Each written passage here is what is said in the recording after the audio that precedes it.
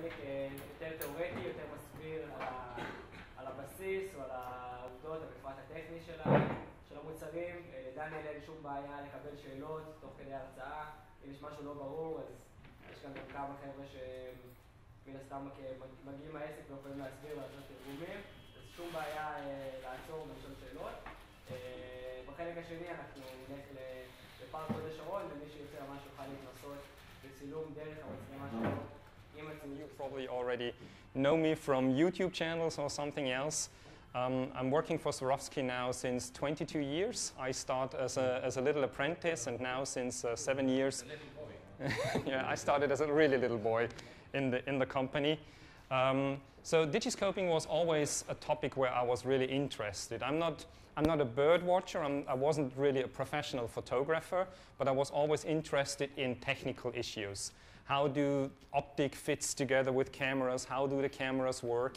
And of course, since the years, I'm more and more, I get more and more better with my pictures. We try to connect all people all over the world. We try to get the information. We try to give them forward.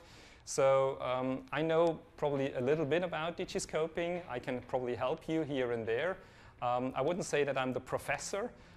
So we have different kind of people outside in the countries who really, really do good Digiscoping pictures. Some of those pictures you will see during my presentation. It's from the competition called Digiscoper of the Year. This is a competition probably where you can participate after these workshop probably. We have a competitor here on the camera. You got that. Okay, okay. So really good pictures are able now. Digiscoping is really getting more and more popular because the developing of the cameras is getting better, the developing of the telescope was getting better, and also the adapters are now much better than in the past. Digiscoping started more or less in the 90s. So in the 90s, Asian bird watchers realized that you can combine digital cameras with optics. And then this was the time where we realized, okay, we have to produce adapters to adapt certain kind of cameras to telescopes. And now, since the years, I would say that Swarovski optic is really on the top level of those adapters. We were still always focusing on these solutions, and now on the market we see that we have really created a market where it's really possible to take really, really good pictures. It's much better than people expect in the beginning, and the big advantage is the magnification. So the magnification is definitely the big advantage on Digiscoping, but also with magnification, a few issues come along, like vibration, stabilization, depth of focus. So, and these are the things what you have to take care when you want to take good Digiscoping pictures. Today, my session is more or less split in three kinds of things. At the beginning, I want to talk about the telescopes and the adapters, what we offer. Then, of course, we will have a look on a few pictures to see what's going on. And then it's really the camera part, which means what kind of cameras can I use and what is probably the best solution for me. Because there are different kind of solutions on the market, compacts, system cameras, DSLR cameras, and for everybody of you, probably different kind of solutions are the right choice. It's always hard to say this is the best one, because the best one depends on you. So what do you want? Do you want to have a lightweight solution? Do you want to really make the best picture? But then, of course, you have to carry around a heavy tripod. Then you have to have a high-end professional cameras, and there are solutions in between. In the afternoon, we have the opportunity to take the setups with us. We can go outside. We can then really adapt cameras. If you have cameras with you, we can try to find solutions with your cameras. We have telescopes here with us. We have cameras here. So hopefully after this day, we have a solution for everybody of you, and everybody is satisfied. Yeah, everything works in the beginning, but not now. By users for users. So we are really users in the company. So our product managers and all the people in the company, we are hunters, bird watchers, we are travel and leisure people in the certain kind of target groups. So we are using our products. And this is definitely important. And we are good connected to our consumers. We have really a lot of opinion leaders in the world who give us a feedback on the product. And this is, I think, one of the most important things on Swarovski Optik, that we try to be close to our consumers, close to our dealers. We are not just sitting in Upsum and waiting until people will buy our products. We really try to produce together with our people the right products.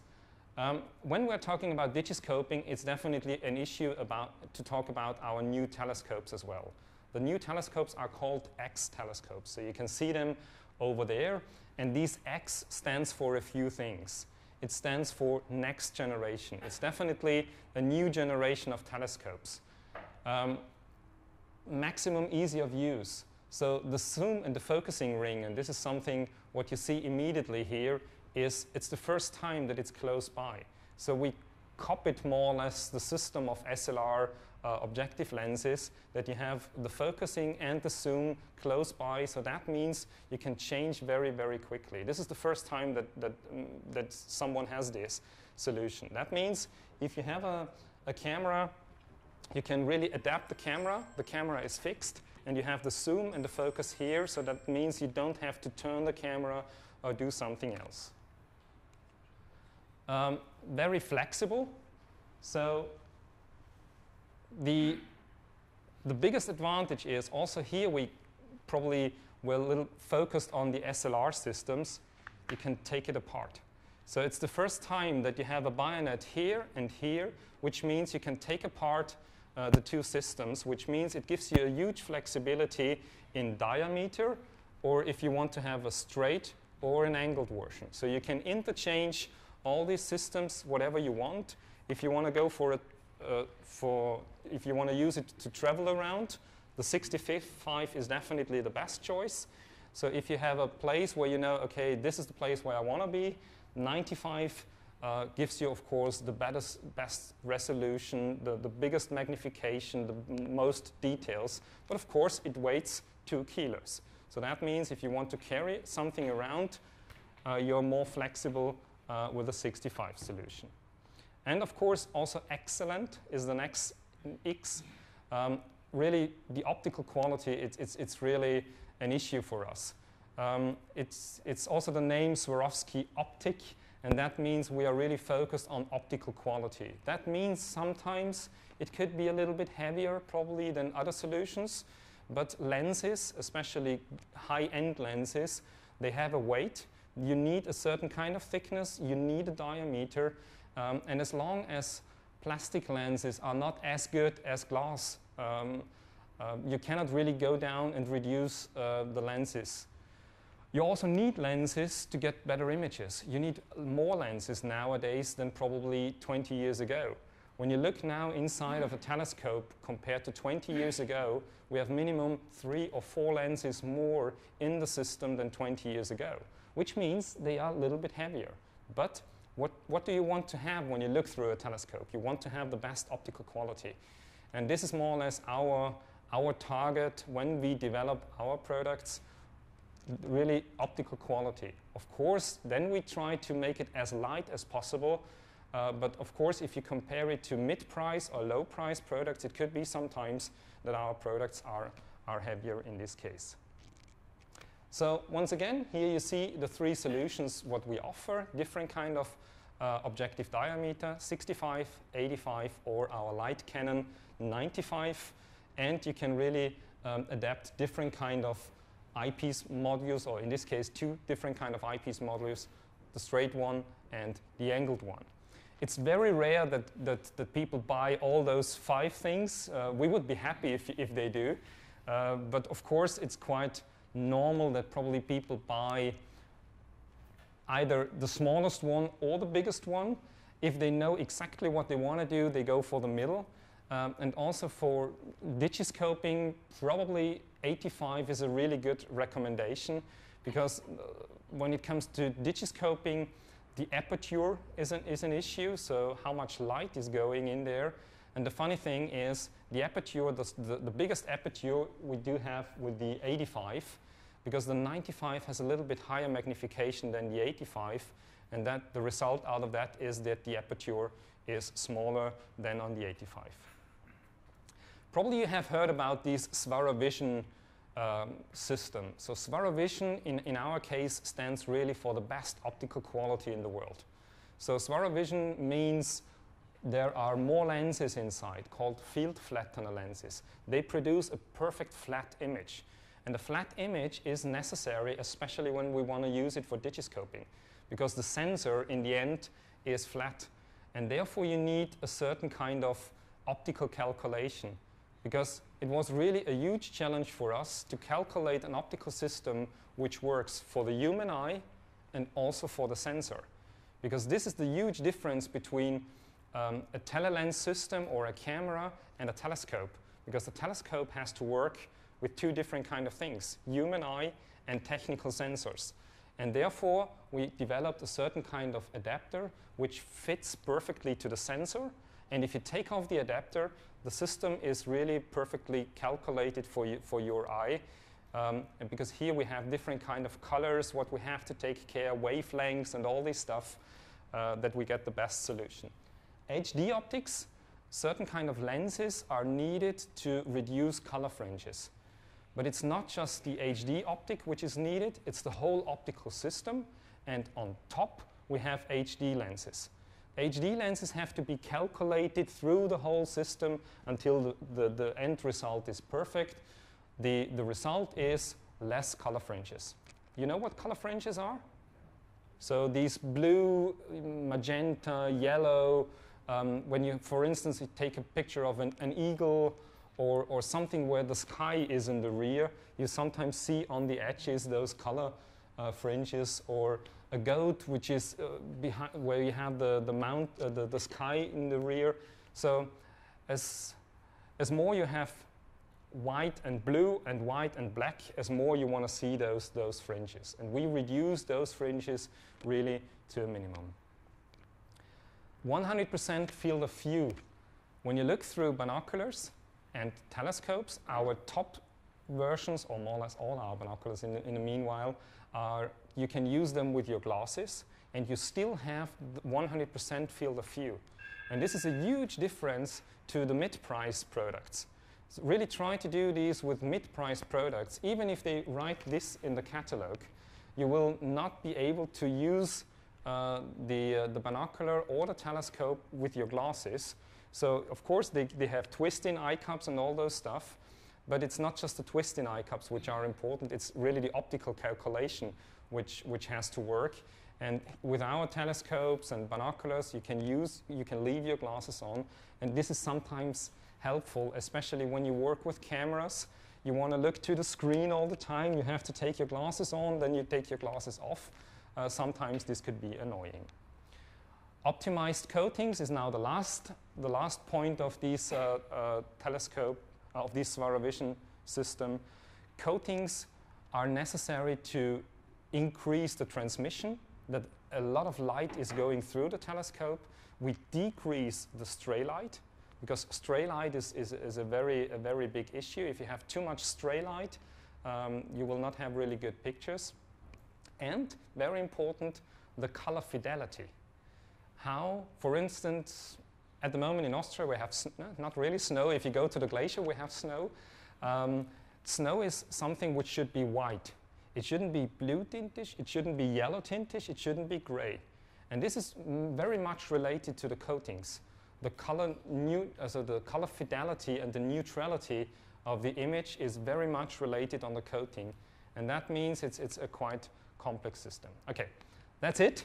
That was the technical part, just to give you a little bit the idea of the complexity of the developing of binoculars and telescopes.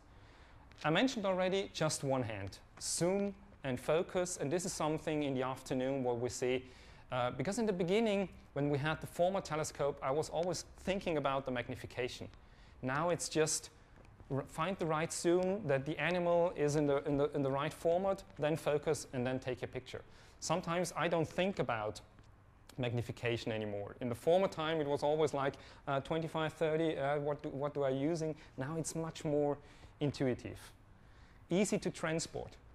A huge advantage, especially when you take this small solution apart. You can put it in a field bag and you can take it with you, especially when you're traveling around. You don't have to put it in your suitcase because you never know what happens with your suitcase. You can take it as a hand luggage, which is really a huge advantage. Again, ingenious system. You can choose different kind of models. So at home, probably in your living room or on your terrace, you can use the 85, the 95. And the opportunity is to buy probably next Christmas the 65 solution if you want to travel around or something else. Hanukkah. Hanukkah. Okay, yeah, sorry.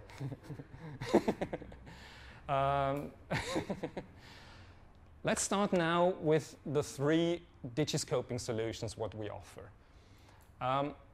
Let's start with the easiest one, because with this one, you don't have to know anything about cameras. iPhone. We have an iPhone adapter which can be adapted to the telescopes and to the binoculars. The good thing here is people do not expect quality. So people are amazed, and hopefully you will be amazed in the afternoon as well, what kind of quality is possible with an iPhone and a binocular and a telescope. This is, on the other hand side, a huge competition for compact cameras, which we see when we are on Photokina and the big fairs. You see the compact market is getting smaller and smaller. And now all those iPhones and mobile phones are more connected to lens systems and all this stuff. And also here in this case, we opened really a big community door. We realize now a lot of people in the world, so we have a lot of digiscopers, of course, but digiscoping means you also have to know something about the camera. So you have to know what you're doing. You have to know something about ISO, shutter speed, and all this stuff. With the iPhone, just take your mobile phone, put it there, and that's it. No ISO, no settings. And this is the reason why a lot of people are very happy with these solution. You can share the pictures immediately on Facebook, Twitter, AirPlay. You can connect it, WhatsApp. You can send them around quite easily. And that's definitely a huge advantage of the iPhone adapter. A little probably disadvantage is it just fits for the iPhone. Not iPhone 6. iPhone 5, iPhone 5S. I can promise you we are working also on the new adapters for the new iPhone models, but our main focus are the iPhones. If we see the numbers, the volume, and the advantage on the iPhone from our side is every iPhone has the same size. If we take Samsung or LG or the other models, of course the amount of numbers of sold Samsung telescopes is equal to iPhone, but they have more or less 25 different kind of models. And this is the issue. And what you see here, it's an aluminum frame, and we produce these aluminum frame, and we decided to customize a frame around the iPhone instead of using clamping tools and plastic tools, which are available on the market. If you're happy with it, use it. But in our case, Swarovski optic is always standing for the top quality. And we were talking about, okay, what happens if it's falling down, when the clamping tool is not working anymore? With this system, you're perfectly aligned. Also, the alignment of the camera is very, very critical. If you're just a few parts of a millimeter out of the middle, your picture is not as good as this one. And that's the reason why we said, okay, we need to have a very stabilized solution. So you see, we can adapt different kind of rings. In this case, this is the ring for the telescopes, but there are also rings available for the binoculars, where you can adapt the binocular to binocular, where you can adapt the iPhone adapter to the binoculars as well. So all the models, except the CL Pocket, are available to use them with iPhone as well. And that definitely works quite good. Sometimes you have to support your elbow. Sometimes hands-free, it's a little bit tricky. But also here, HDR, activate HDR, which definitely helps you to get good pictures. Always the challenge on Digiscoping is, of course, the combination between focusing and taking the right moment.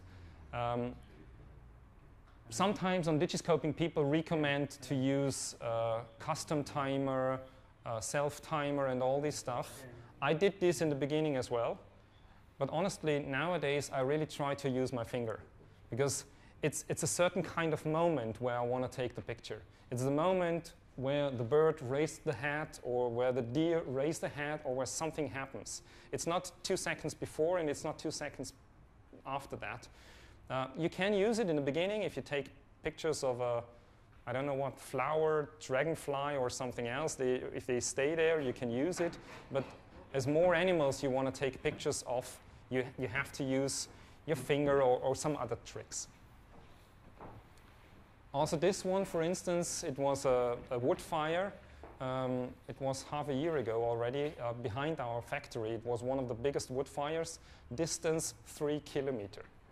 3 kilometer distance. And to this time, in the newspapers, you just saw pictures where the helicopters have been as big as this one. 800 mil lens, it means a helicopter is that big.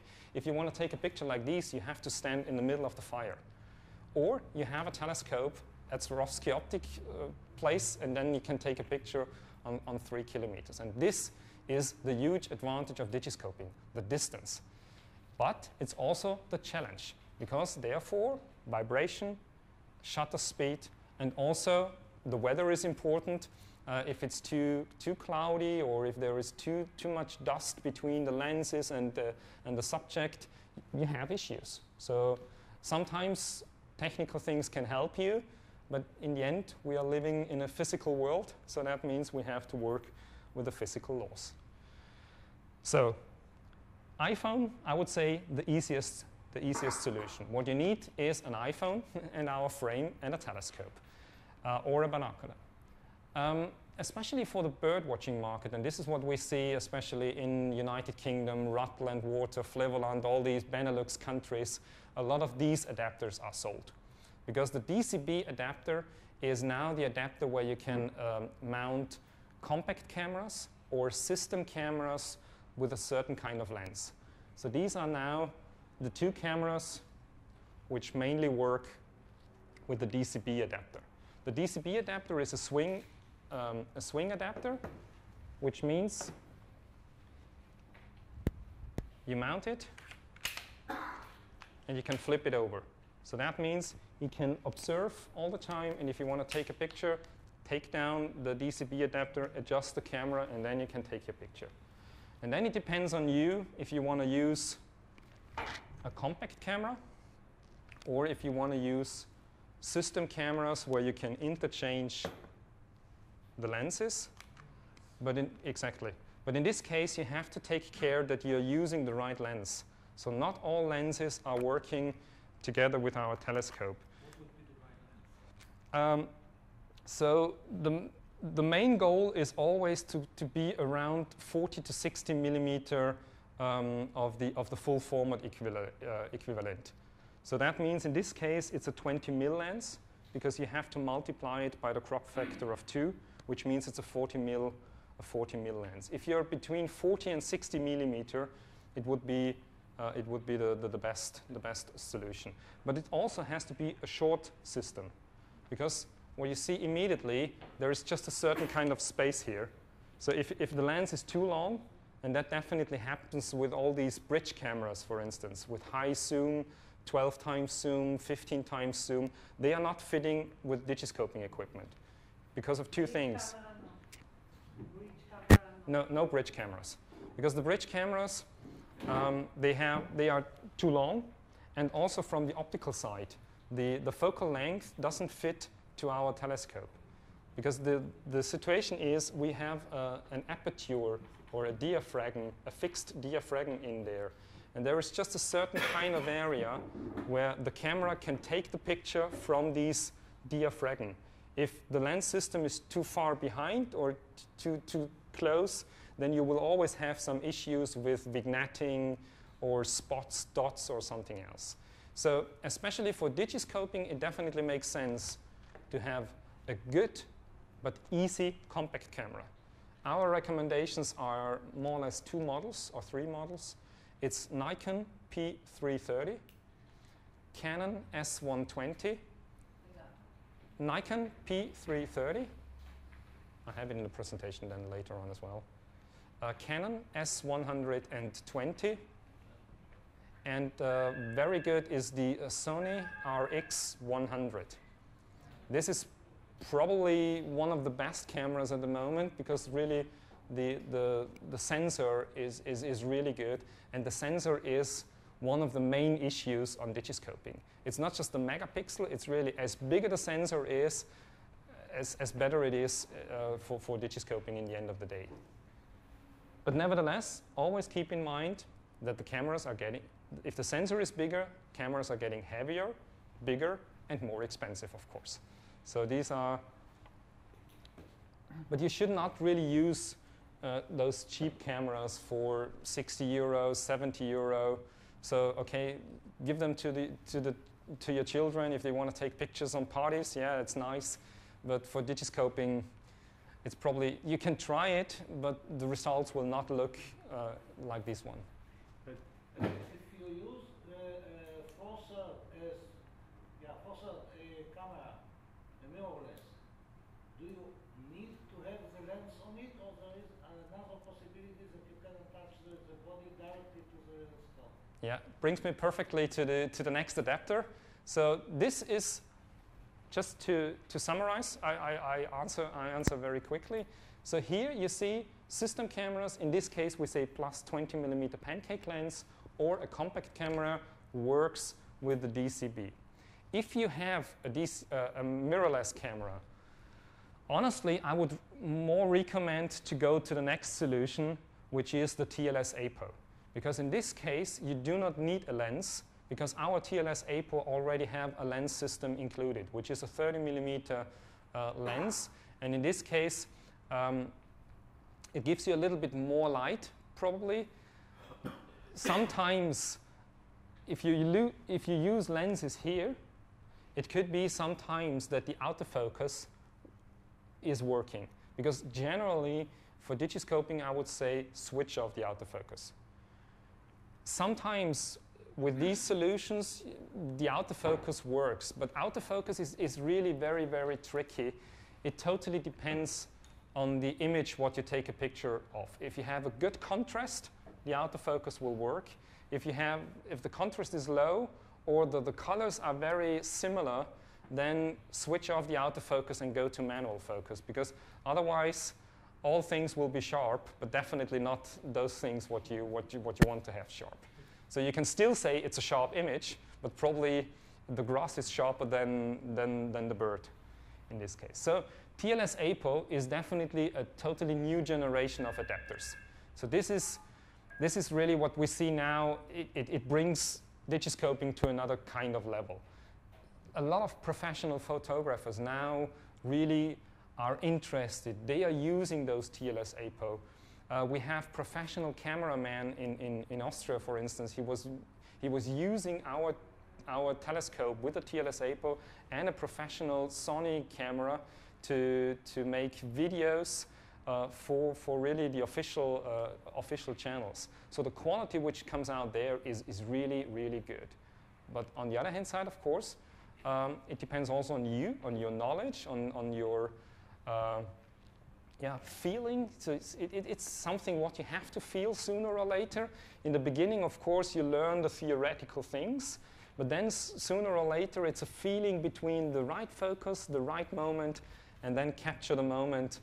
And this is training more and more, and probably some of you have seen our YouTube video where we really recommend to go to a zoo probably in the beginning and really test your equipment, just to get used to it, how the camera is working, that you can really change the settings very quickly, that you get used to the focus. Because if this is not inside of you and you always have to think about things, then it's really like, it takes just a while, but Nevertheless, it should be possible. TLS APO is produced from Swarovski Optic. Then we have these two different kind of cameras. So DSLR cameras, or all cameras where you can remove the lens, more or less. But also here, a few cameras are better, a few cameras are worse. Generally, the TLS APO is designed and calculated for APS-C format. It's not, so you can use it for full format. So that means if you have a full frame camera, you can use it, but you will have a vignetting. So that means not the whole chip will be lightened.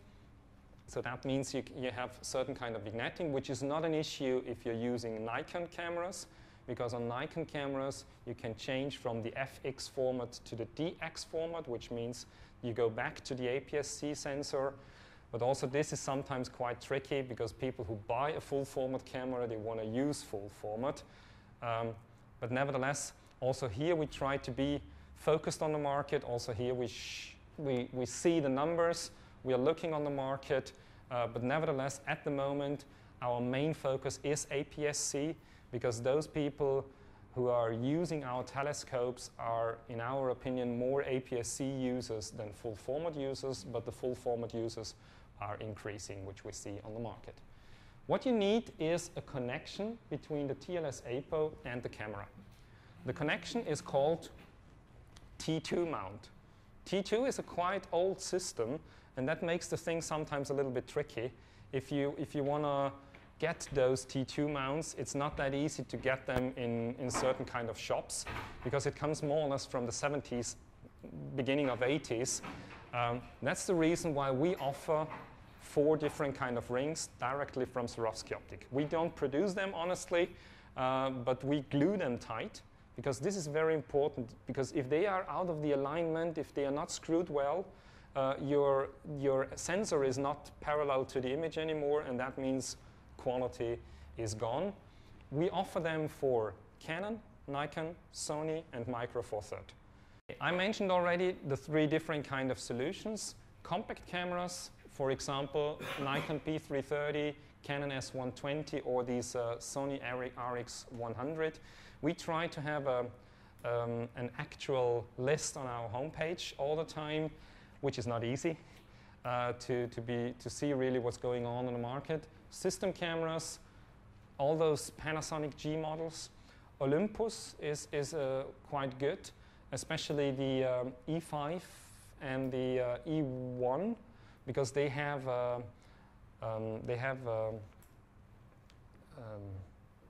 an image stabilizer on the sensor. So because all the image stabilizer in the lenses, of course, are not working with our system, but the sensor stabilization definitely gives you an advantage. System cameras, for example, Nikon D7100, which I have here, that one really works quite good, because they have less filters in there, which means you get more light on the sensor, which means a shorter shutter speed. And in the end of the day, the secret of Digiscoping is a high ISO and a short shutter speed. This is the beginning. When you use your camera, try to go to the maximum realistic ISO, not to the maximum which is available.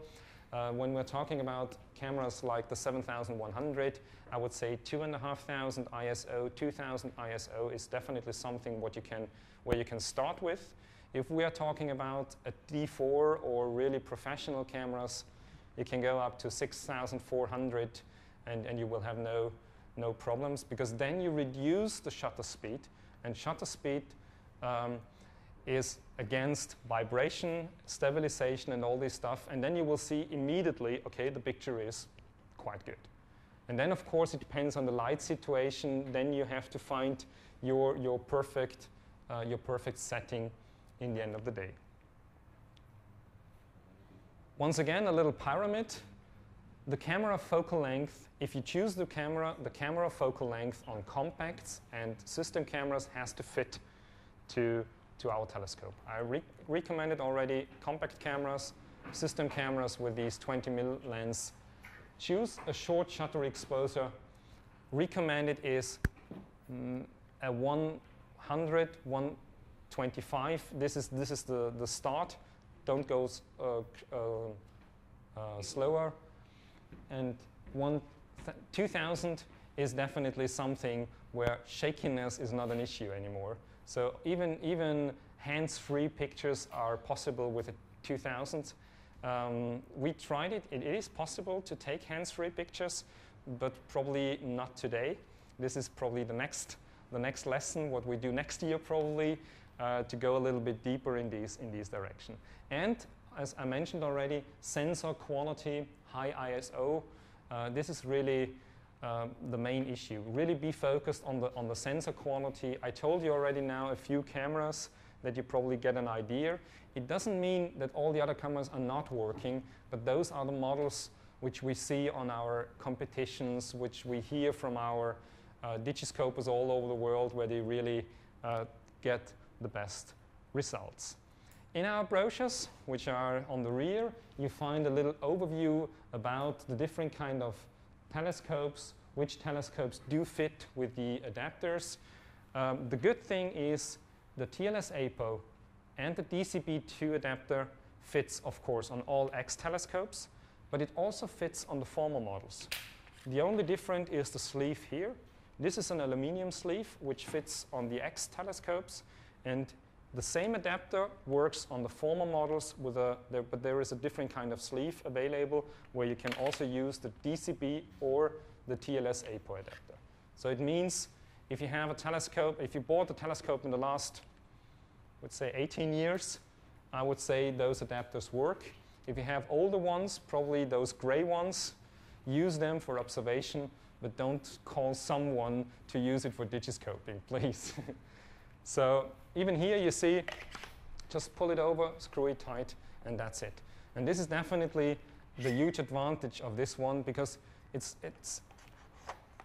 like a normal lens. You put it in your bag, you can use all the other lenses, and if you want to use it for Digiscoping, just like these, and that's it.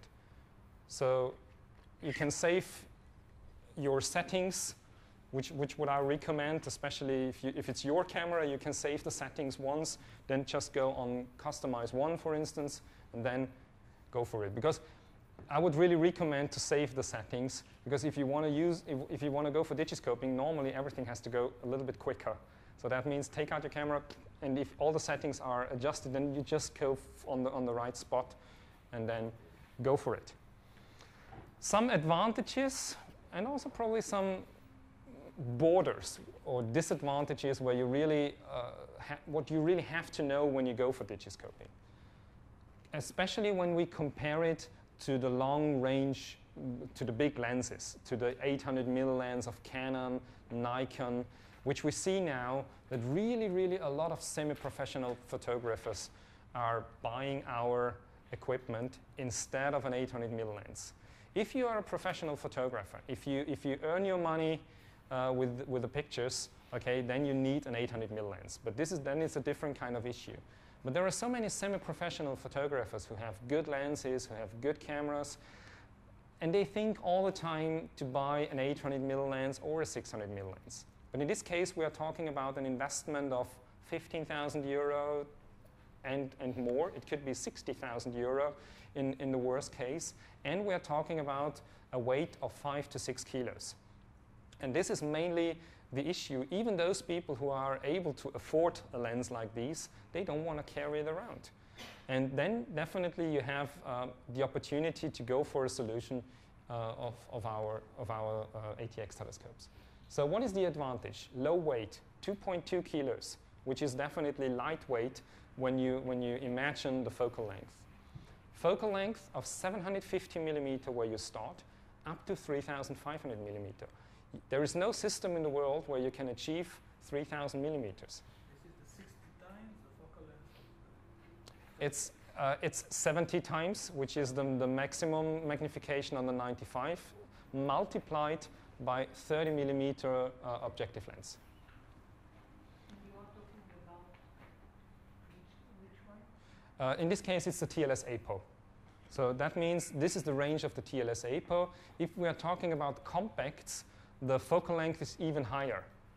But also, in this case, you have to take care. We recommend round about 3,500 millimeter. If you really go higher to 5,000 and 6,000 millimeter, it's good for documentation, but then it's not good enough anymore for a really good picture.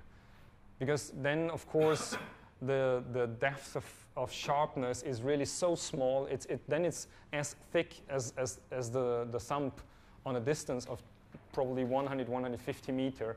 That makes it sometimes very hard to set the focus. That works brilliant when you want to take a picture of, I don't know what, people on the mountain, for instance. If we have people on the mountain, of course, you can take a picture over 5 kilometers, and you see on the screen, okay, I can see 4 people. One is male, female, and the other one is wearing a green jacket, and the other one is wearing a red jacket. Okay. If this information is important for you, then you can go up to further magnification. But 750 to 3,500 is more or less the range where we are really talking about good quality digiscoping pictures. Quick and easy changing, I showed you already. It's quite easy to change the lenses, the positions, which is very important for us that it goes really quickly. In this case, it's the first time that it's really an advantage to talk about the price. It's really very cost effective compared to a telelens system. But of course, even our products cost a little bit of money. But it's definitely an investment for the next 20 years normally, where really the products are really reliable. Yeah, nature photographers, and this is definitely the advantage on this issue. Okay, if you want to sleep in a tent outside in the field, of course, then do it. It's nice, it's good.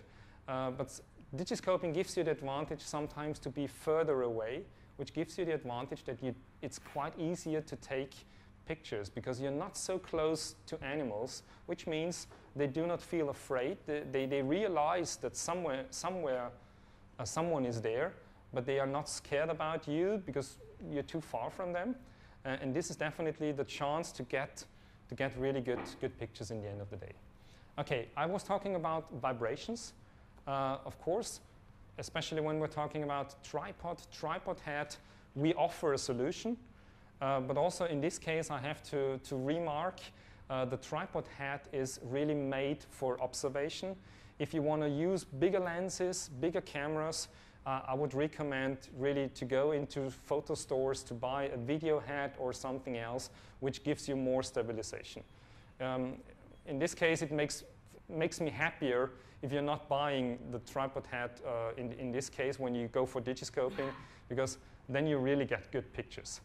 So, okay. Again, for the focal length, please. If this is a 30 millimeters, you use it on the 95. So it's 70 times 30, isn't it? The focal length. Yeah. It's 2,100. Yeah. So okay. Yeah. This was what I mentioned. So with the compacts, you go higher, and this is the range where we say, okay, in this case it makes sense. With the TLS APO, you have with the 95, you have a range from 1,000 millimeter to 2,000 to 2,000.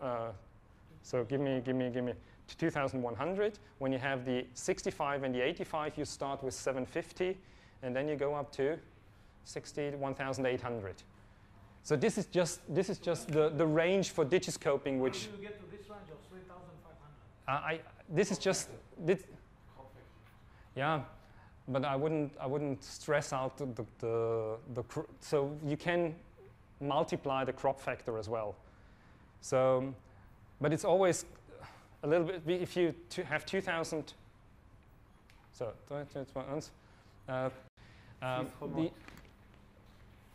Common Swift. Okay.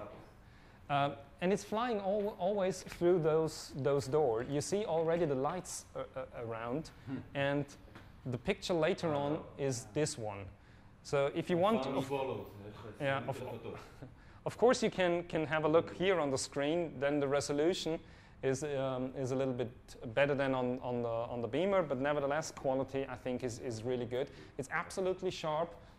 very important on Digiscoping is when you take pictures of animals, always be focused on the eye. So humans are hunters, so that means generally we're looking forward. We are focused on eyes. So if we are talking about a sharp picture, the eye has to be sharp. Because it's also a sharp picture if the eye is not sharp. But for us, it looks just sharp when the eyes are sharp. And this is always important. When you look through the camera, always, it's quite funny. When you are concentrated on the eye is sharp. So with all these challenges that everything is moving. But if you look, always what you look at, this is sharp in the end of the day. Also here, you see some kind of, Pygmy owl or little owl? Yeah, what? Little owl or pygmy owl, I can see. Okay, yeah. Little owl. Probably here you can see it Little better. כוס חורבות. But also here you really see the quality what comes out. And what for us was very interesting that people really start to play with other things like light, flashes, sensors, which brings really Digiscoping to a new level. And the first contest was bird here, bird there, just in the middle of the picture. Now really you see the Digiscopers, they start to create a picture. It's not anymore just to have a bird in the middle. It's really that they start to create pictures. Also this, probably somewhere in Austria. I really like pictures like these because it's quite tricky to get two animals in these small depths of focus. This is definitely challenging. When you want to go for flying birds, I would recommend to go to a place where a lot of birds are.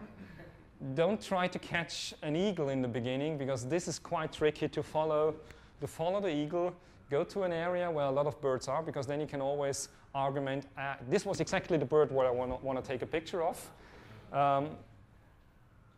This is the result out of it, and especially when you want to go for pictures on flying animals, it is always recommended, or on moving things, it's always recommended to set the focus on something else.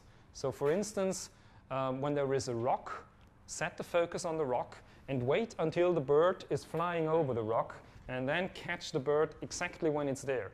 Because you will not be able to manual the focus if the bird is flying in this direction. You always have to wait until he's flying across the line.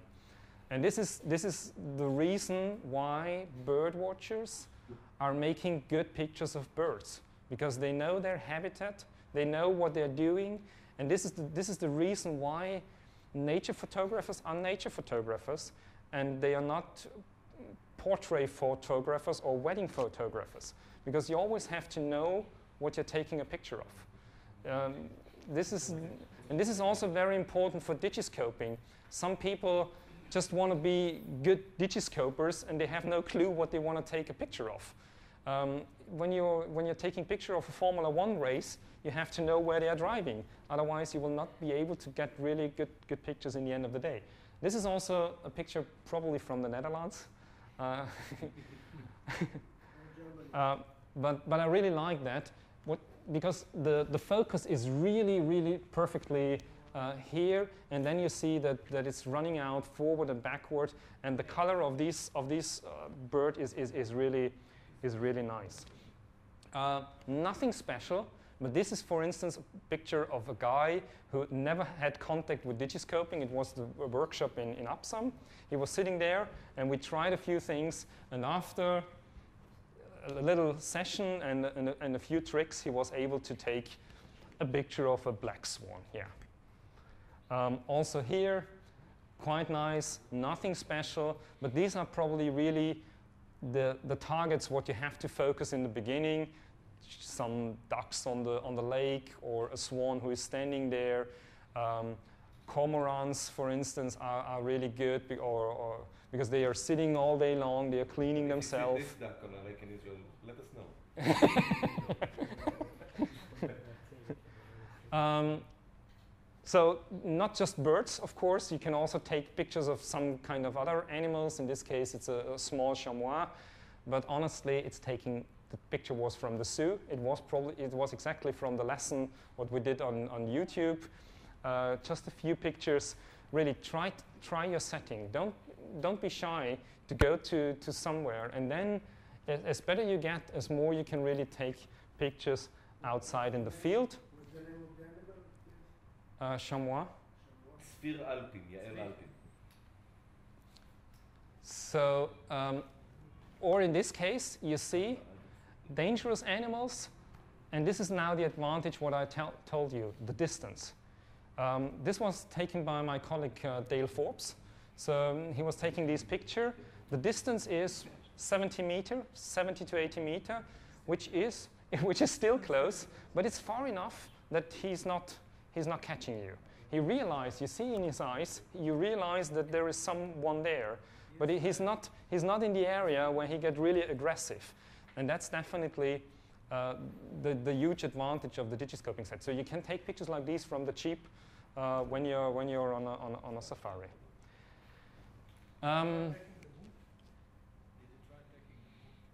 Moon.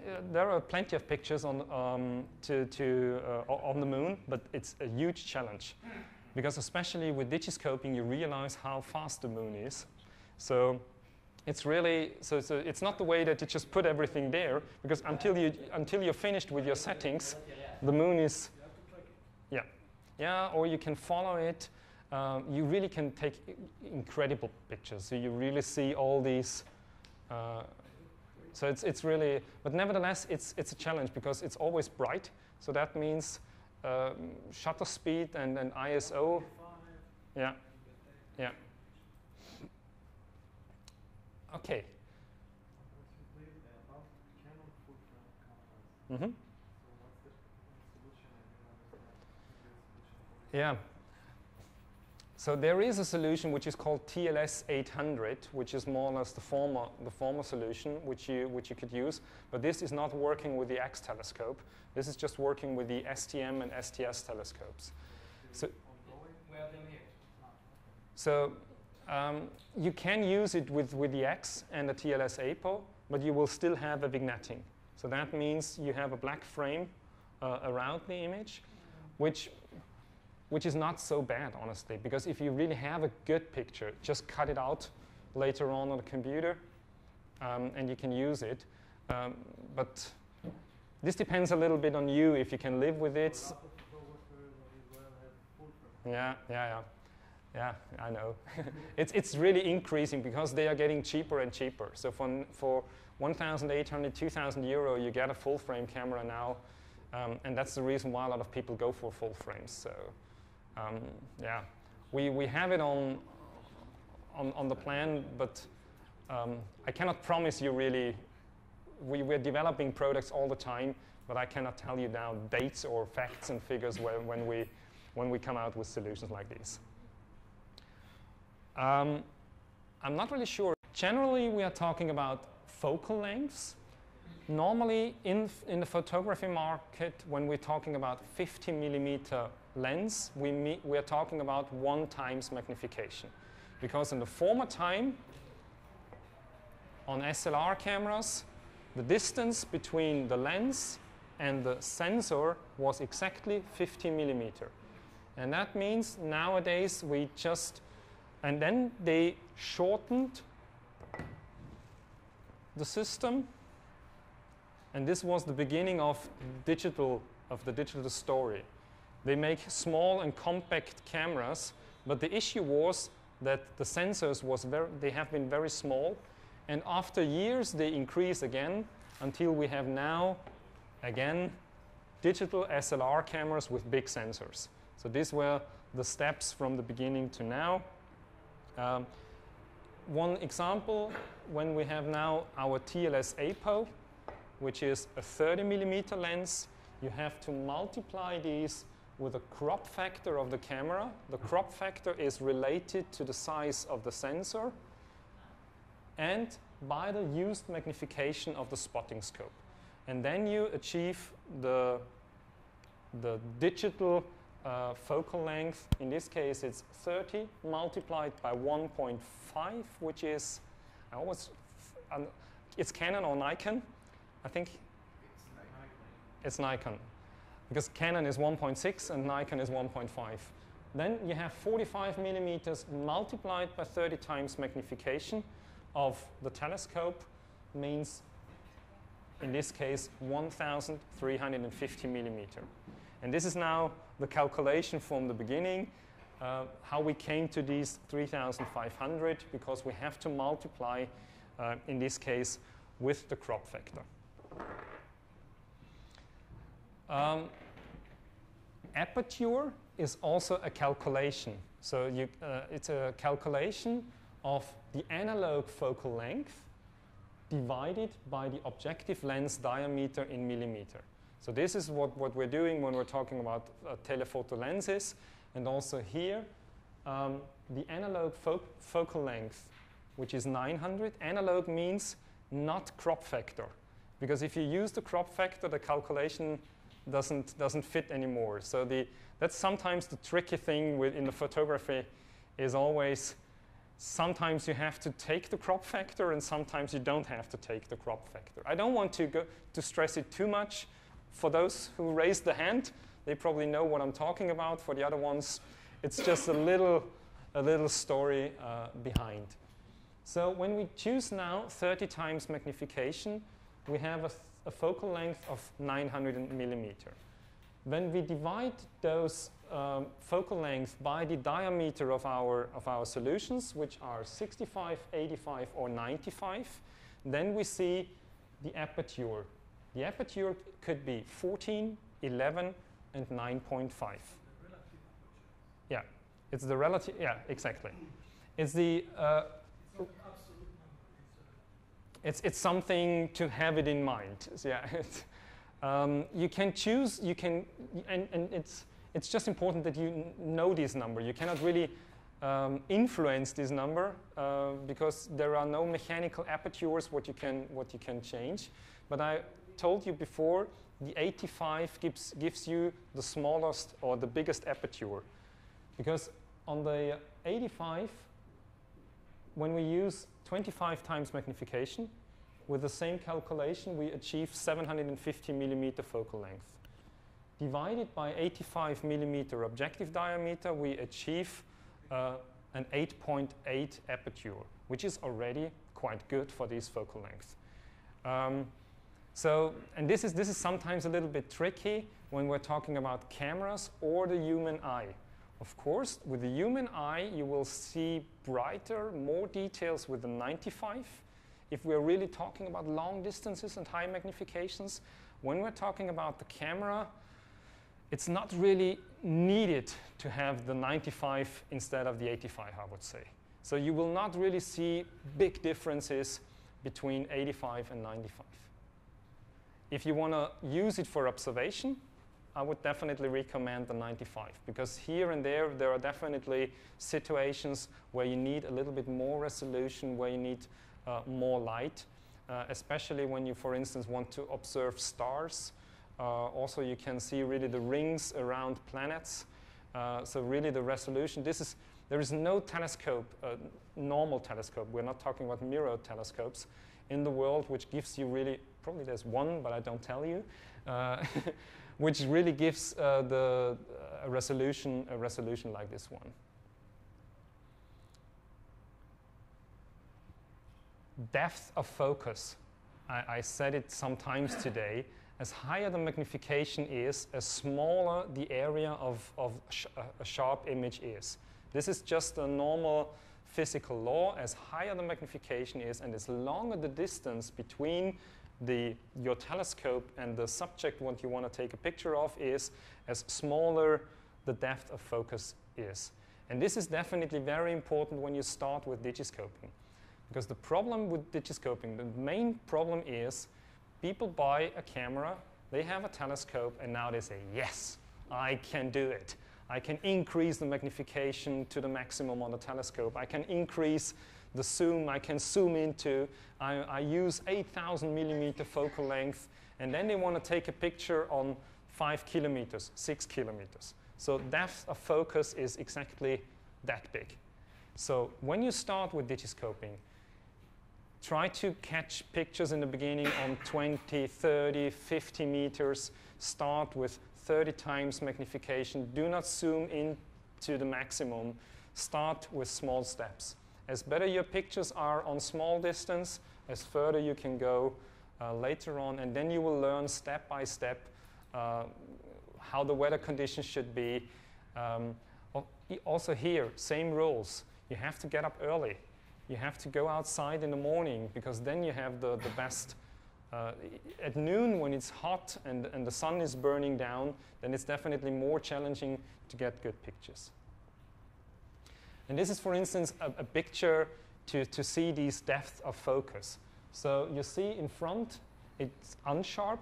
In the back, it's unsharp. And here you have these certain kind of line. And this is the challenge on Digiscoping, to get the connection between focus and your finger on the trigger. So look through, focus forward, backwards. You always have to have your hands on the focusing wheel, because everything is moving all the time. It's going, and you always have to go forward, backwards. And this is the training what you need if you go to the left, to the right, forward, backwards. Then always try to make, or what I do is I try to make one picture, focus a little bit forward, next picture, focus, next picture. Of course, you can make 1,000 pictures if you want. Just leave your finger on the trigger and do. But then, of course, you have to look to every single picture later on your computer. As less pictures you make, as easier it is to check them later on. ISO is more or less the sensitivity of the sensor. So that means if you increase the ISO, the sensor is getting more sensitive. Normal standard is 100, which is a low sensitivity. 400,000 is already a high one. And now, of course, with the full format camera, you can go up to 6,400. There are a few cameras now on the market where you still can use 12,000. But of course, here we are really talking about the very, very professional ones. So normally I would... Exactly, because then you get those graining, those blue effects on the image. So when you read it in the advertisements, don't believe all the time in advertisements. Try it by yourself, and then you will see where the borders are. And these are the things where we can work now. When we are increasing the ISO, we see the images are getting brighter, because we need a bit more light compared to telelens systems, because you see here we have 95 millimeter in the front, and the telelens systems sometimes they have 120, 125 opening, and we don't want to offer this one. It's not the reason because we're not able to produce the lenses, but then it's getting heavier. And what we see is that really now with the cameras you can increase the ISO and you can use it. And then you can use this advantage. On the other hand side, you have to keep in mind the shutter speed. I mentioned already, shutter speed has to be short, 125 minimum, and then really go to the shorter distance. It could be a 2000th as well. But of course, you have to keep in mind, as shorter the shutter speed is, as darker the image is. I recommended already the eyelashes. So as shorter you open your eyelashes, as darker the image is. And here we have the same thing. I talked already about this crop factor. So the sensor inside of the camera, I mentioned already, in the beginning, they were not able to produce big digital sensors. This was the time where some manufacturers in the world didn't believe that the digital camera will replace the analog camera. So probably, I'm not really sure, I think I heard it on Photokina. Do you know the founder of the digital camera? The name? Yeah. Exactly, it was Kodak, and they didn't believe in these And where's Kodak today? So sometimes it's really a tricky world. Even now, Nikon and Canon are offering full format cameras in this range. So everything started here, and as more they were able to produce bigger sensors, as more they came into the markets. These are now more or less the different kind of sensor sizes which are left on the market, I would say. This one, the small ones for the compacts, because this is the advantage. Because if you have a small sensor, you can produce a very thin and small camera. The disadvantage is that probably the quality of the sensor is not comparable to the bigger ones. Micro Four Thirds is already in the Panasonic, for instance, Panasonic Olympus system cameras. They work with this size of sensor. And then we are already talking about APS-C sensors, which are in cameras like these, D7100, or even, is Micro Four Thirds? I don't. Yeah, I'm not really sure. Because here already you can see the size of the sensor. So the size of the sensor is here more or less, it's Micro Four. So this is Micro Four Thirds, which is this one. Here we have the normal SLR cameras, and then on top we really have the professional DSLR cameras like Nikon D800, Canon 5D, and go and ahead. As I mentioned already, our focus is here and here, because in our understanding, those are the people who are using the telescopes, who have quite good cameras. But what we realized from the last fairs, that there is definitely a tendency to buy now full format cameras. And this crop factor is now more or less the multiplication, how often the diameter of this size fits into the full format. So the diameter of the APS-C format fits 1.5 or 1.6 times to the full format sensor.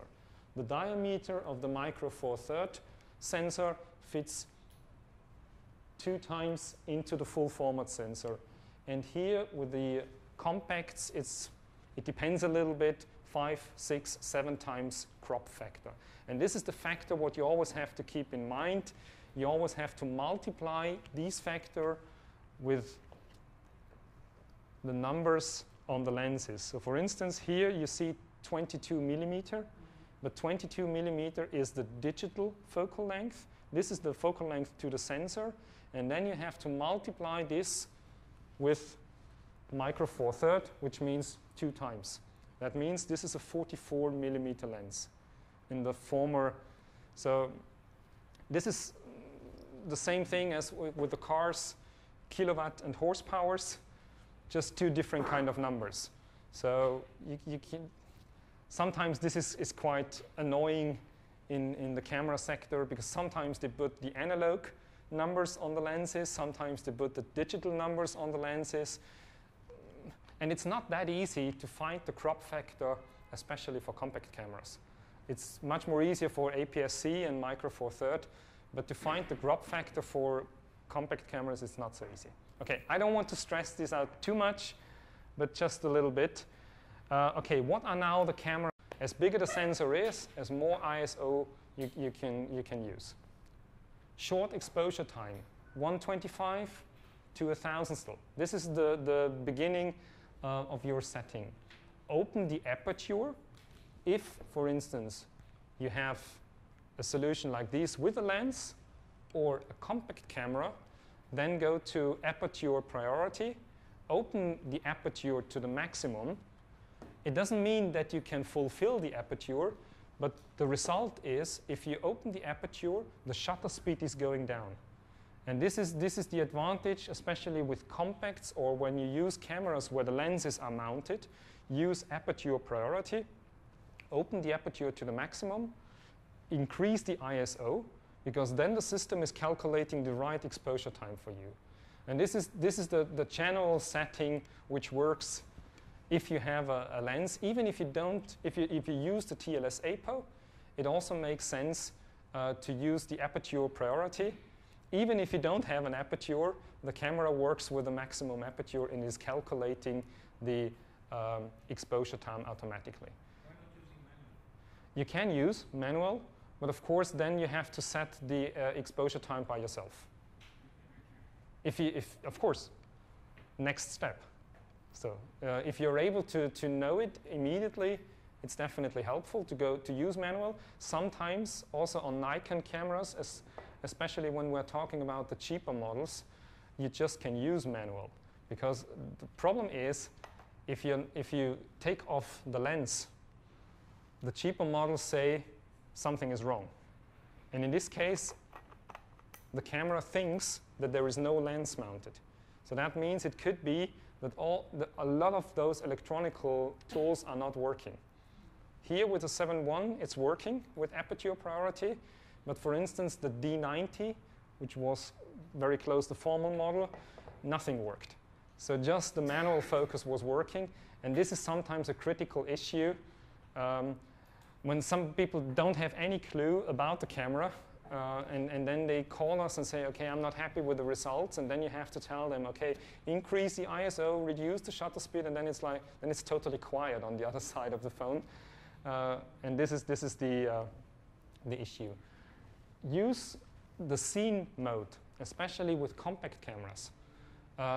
Portrait mode or sport mode. These are probably the sceneries which work quite good. If I get a camera where I have no clue how the settings are working, I try to find the sceneries, go to sport, because sport means high ISO, short exposure time. Then it works quite easy just to get a picture in the beginning.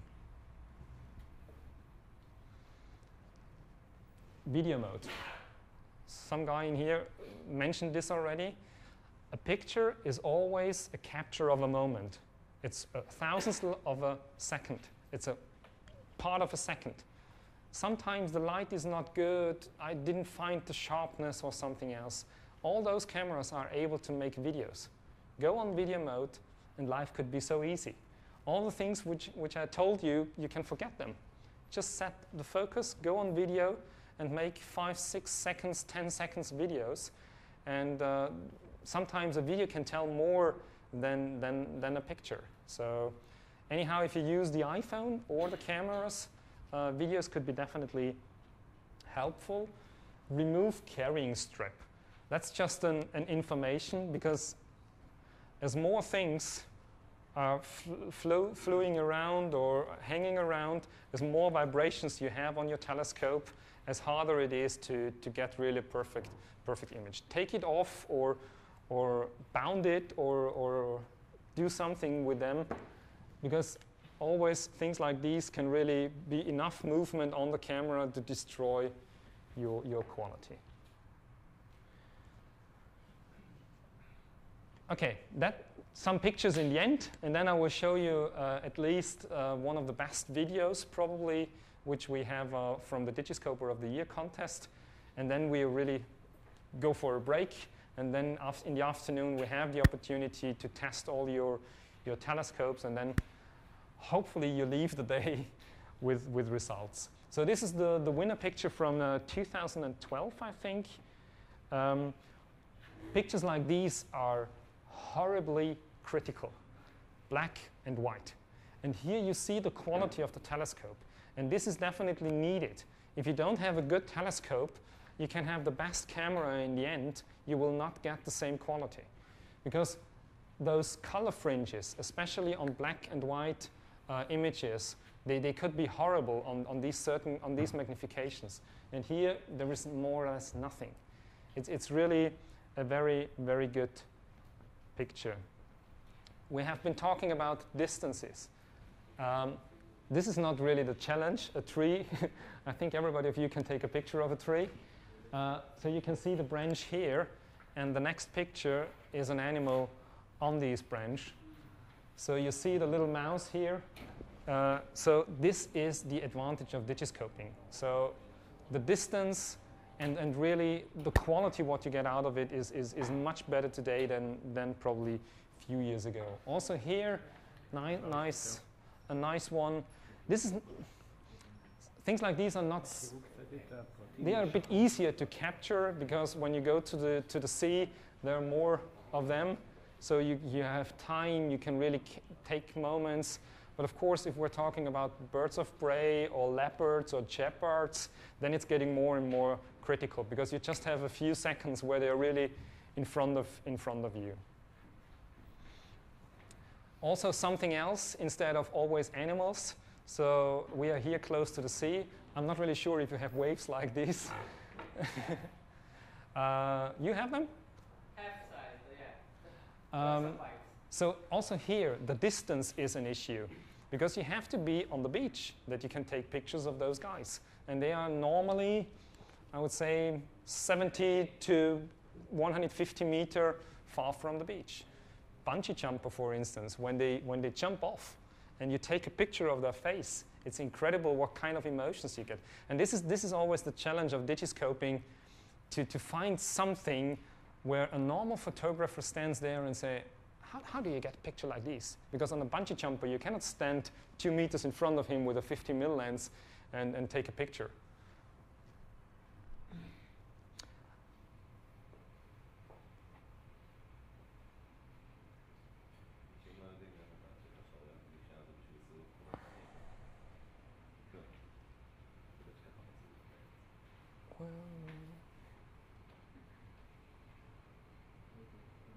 Where are they now?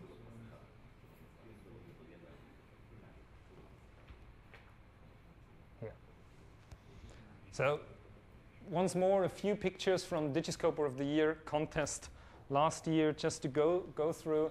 When we have the winner pictures, we always want to see the original format. So this is the 50mm with a 50mm lens. You see the swans here.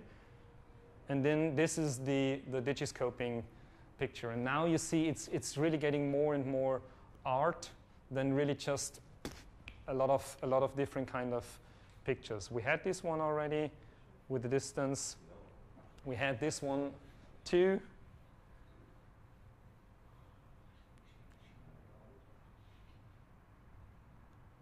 Here, for instance,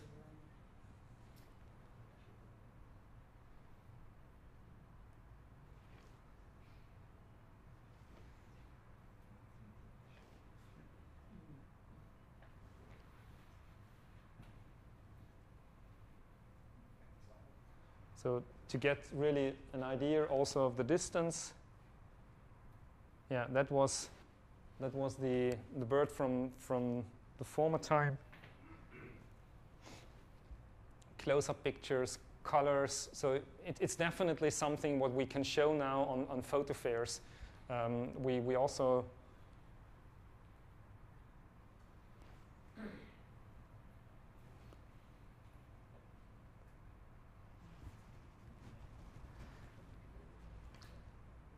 okay. So let's end up with a video which was taken with a professional camera. It's a guy who is called Frank Resseler. He is from Belgium. He's a professional cameraman, and he's using our TLS APO together with an STX in combination. I think he's using these Sony Nex professional camera, of course, with a Sachtler tripod. We are talking about a camera which is worth 10 to 15,000 euro. We're talking about a tripod of 6,000-7,000 euro, but nevertheless, it's the lens of the TLS APO. And now, really, more and more guys jump on these issue. It doesn't mean that everybody has to do it, but it's like a little bit like the Formula One, that you really see what kind of quality is possible.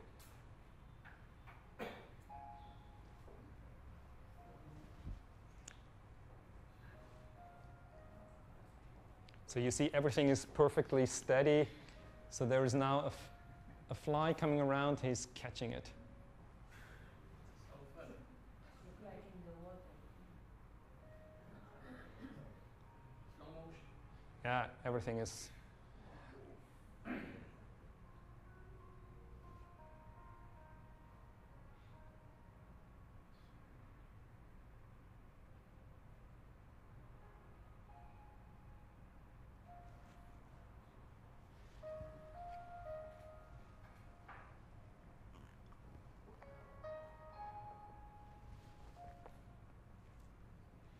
So you definitely can use those images for professional videos.